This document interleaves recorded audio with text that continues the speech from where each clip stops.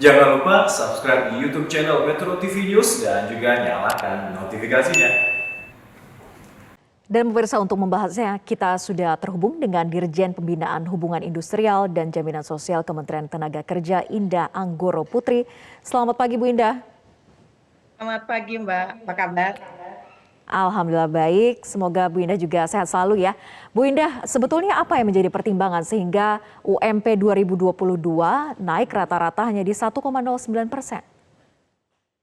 Ya Mbak, jadi sebelum saya menyampaikan rata-rata kenaikan upah tahun 2022 secara nasional ya. Jadi saya tekankan rata-rata ini rata-rata nasional, bukan kenaikan upah merata. Artinya di setiap provinsi segitu bukan, itu tergantung nanti ketetapan dan penyesuaian yang diumumkan oleh para gubernur. Secara nasional 1,09.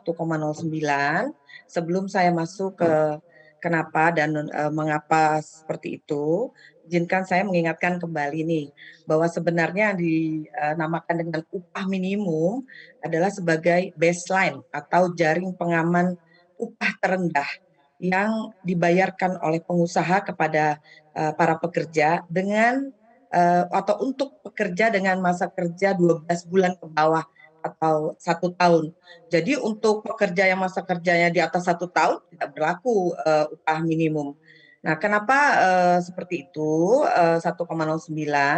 Kondisi sebelum Undang-Undang Cipta Kerja kan menunjukkan disparitas yang lebar dan kenaikan yang tidak kompetitif dengan kemampuan perusahaan di setiap daerah.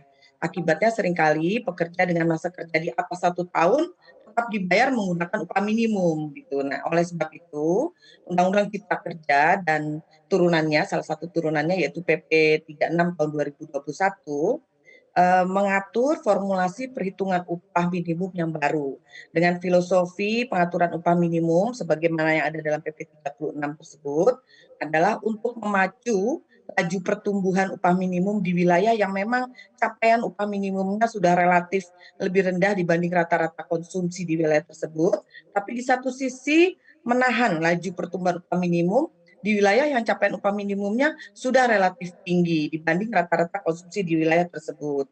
Dengan demikian, semangat formulasi upah minimum berdasarkan PP 36 tahun 2021 sebenarnya adalah demikian, Mbak. Ya, Mbak Indah, ini kan yang juga menjadi perhatian kita adalah sebetulnya apa variabelnya dan bagaimana cara menghitungnya sehingga keluar rata-rata minimum ini adalah 1,09%. Ya, jadi sebagaimana tadi saya sampaikan bahwa kita menggunakan dasar acuan PP 36 tahun 2021, yaitu sebagaimana salah satu turunan dari Undang-Undang Cipta Kerja. Formula penyesuaian dan penetapan upah minimum yang diatur dalam PP 36 tahun 2021 menggunakan salah satu nilai tertinggi dari pertumbuhan ekonomi dan inflasi. Besar kecilnya variabel tersebut akan menentukan besar kecilnya upah minimum. Dan kami Kemnaker menggunakan data-data tersebut adalah berasal dari Biro Pusat Statistik atau BPS sebagai wali data nasional dengan data-data yang memang kita akui valid ya. Nah, di samping itu penyesuaian nilai upah minimum 2022 ditetapkan pada nilai tertentu di antara batas atas dan batas bawah pada wilayah yang bersangkutan sebagai pengontrol atau pengendali upah minimum. Batas atas upah minimum merupakan acuan nilai upah minimum tertinggi yang dapat ditetapkan dan batas bawah upah minimum merupakan acuan nilai upah minimum terendah yang dapat ditetapkan. Jadi Mbak, saya tekankan kembali, batas atas dan batas bawah ini adalah sebagai pengendali upah minimum agar disparitas upah antara daerah yang dulunya tinggi dan daerah yang upah minimumnya rendah itu disparitasnya dapat kita kontrol, jadi tidak timpang lagi. Demikian, Mbak.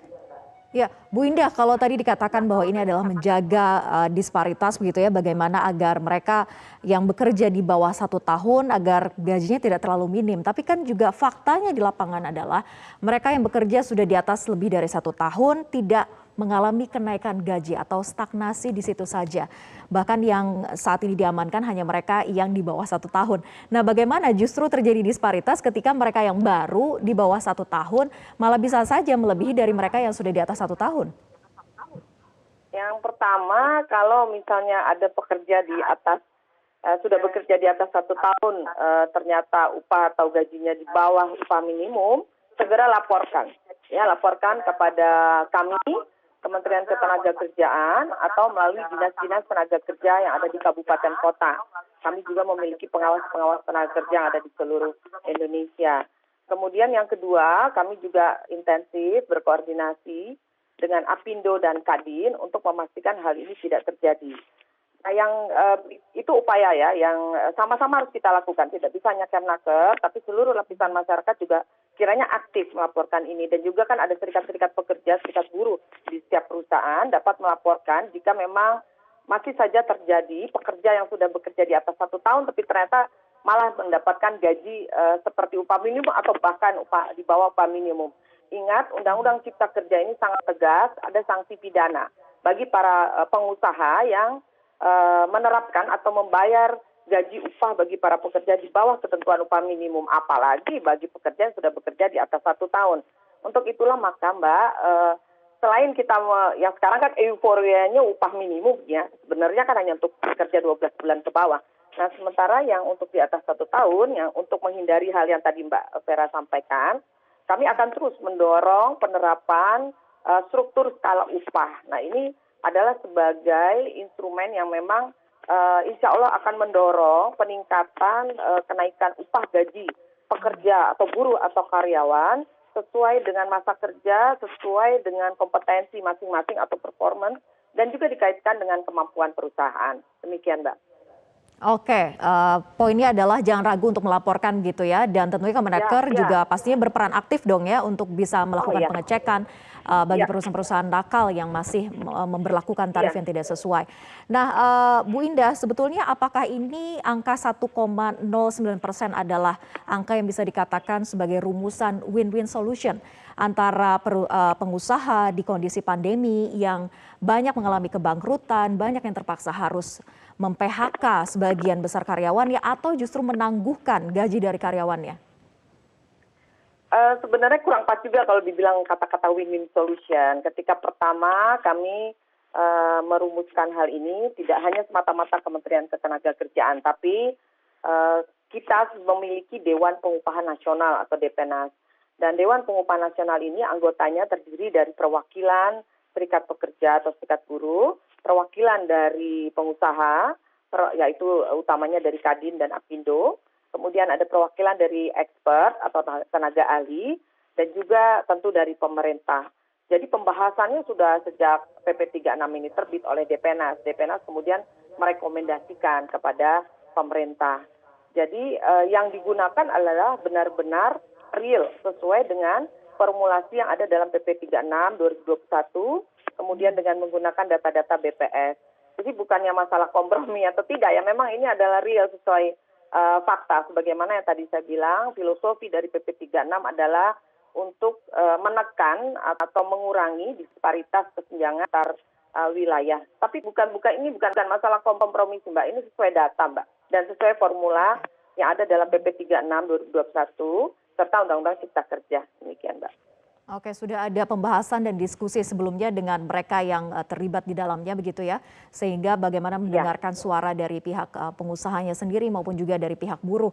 Nah, tapi sebetulnya pengakuan dari para pengusaha ini seperti apa sih ketika diskusi dan pembahasan yang dilakukan oleh Kemenaker ini? Seberapa terpuruknya mereka di kondisi pandemi saat ini? Terlebih beberapa daerah juga sudah banyak kok yang turun levelnya di PPKM level 1 begitu, yang artinya bahwa mobilitas kemudian aktivitas ekonomi sudah kembali seperti layaknya normal.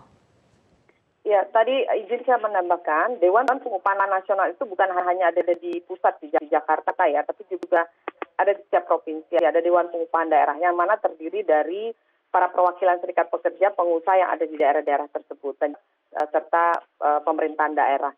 Jadi memang sudah pembahasannya tidak hanya di tingkat pusat, tapi juga di tingkat provinsi. Kemudian tadi pertanyaannya untuk yang terkait dengan seberapa terpuruk perusahaan. Kalau secara umum, pandemi COVID-19 ini memang membawa dampak yang kurang lebih tidak menyenangkan ya bagi banyak perusahaan. Hanya memang kita akui ada beberapa perusahaan dari sektor-sektor tertentu justru tumbuh di masa pandemi. Contoh saja sektor kesehatan. sektor teknologi informasi. Di sektor kesehatan, pabrik-pabrik atau industri masker, vitamin, ya, suplemen, alat-alat bantu kesehatan itu mungkin meningkat dibanding sektor pariwisata, hotel, restoran, kafe, dan sebagainya. Nah, kami sebenarnya sekali lagi kami tetap mengacu pada regulasi yang ada. Di Kementerian Ketenagakerjaan sendiri terus memantau dampak pandemik sejak tahun lalu ya 2020 bagi keberlangsungan usaha dan keberlangsungan bekerja. Kami khususnya mengkaji indikator median upah, Mbak. Nah, karena semakin besar dampak pandemik terhadap perusahaan, maka semakin besar penurunan median upah. Contoh gampang, bahasa gampangnya, banyak perusahaan yang akhirnya tidak mampu membayar upah sesuai dengan kesepakatan. Ini bukan yang 12 bulan ke bawah ya, tapi yang memang sudah bekerja akibat dari pandemi COVID-19, memang banyak yang akhirnya menyesuaikan dengan besaran upah atau bahkan tidak membayar atau menunda pembayaran upah. Nah, median upah ini kalau kita artikan adalah nilai tengah dari seluruh sebaran upah di wilayah tersebut. Jadi setiap provinsi kita nilai median upahnya. Nah, seperti itu. Jadi memang sekarang, Mbak, memang sudah banyak yang PPKM 1, tapi kan dampaknya itu masih kita terasa, Mbak. Dampak penganggurannya juga masih ada potensi. Ya. Bu Indah, singkat saja terakhir itu kan dari sisi pengusaha. Nah, kalau dari sisi para buruh katanya banyak yang merasa tidak sesuai dengan ekspektasi. Mereka merasa di kondisi pandemi justru lebih banyak kebutuhan yang harus terakomodir begitu. Sementara kenaikan UMP hanya rata-rata 1,09%. Nah, bagaimana merespon dari ekspektasi para buruh ini yang belum sesuai dengan yang sudah ditentukan dari Kemenaker, bahkan akan ada ancaman demo, ada ancaman untuk mogok nasional bahkan? Unjuk rasa atau demo adalah memang hak bagi para pekerja, bagi para serikat pekerja buruh. Ini sebagaimana juga kita sudah meratifikasi Konvensi ILO nomor 87 dan 98 mengenai kebebasan berserikat dan mengemukakan pendapat. Dan itu juga adalah bagian dari dinamika demokrasi. Kami hanya mengimbau, ini masa pandemik belum berakhir, kiranya unjuk rasa atau demo ini dapat dilakukan dengan benar-benar memperhatikan protokol kesehatan, jangan ada klaster baru. Kemudian juga kedua, agar sesuai dengan ketentuan peraturan yang ada mengenai ketertiban dan keamanan. Kalaupun memang masih dianggap belum memenuhi aspirasi serikat pekerja atau serikat buruh, kiranya ini juga dapat dimaklumi bahwa angka-angka tersebut sudah dihasilkan melalui diskusi-diskusi dengan Dewan Pengupahan Nasional dan Dewan Pengupahan Daerah. Dan sekali lagi, upah minimum yang ditetapkan oleh gubernur nantinya adalah dasar atau standar terendah upah untuk pekerja 12 bulan ke bawah. Kalau ternyata ada perusahaan yang akhirnya mampu membayar dari upah minimum itu kan nggak apa-apa, itu justru lebih bagus, Mbak. Baik, tentunya bagi mereka yang merasa tidak sesuai ekspektasi bisa melakukan gugatan gitu ya sesuai dengan jalurnya atau proses hukum. Terima kasih Bu Indah Anggoro Putri sudah bergabung bersama kami di Metro Pagi Prime Time. Selamat pagi.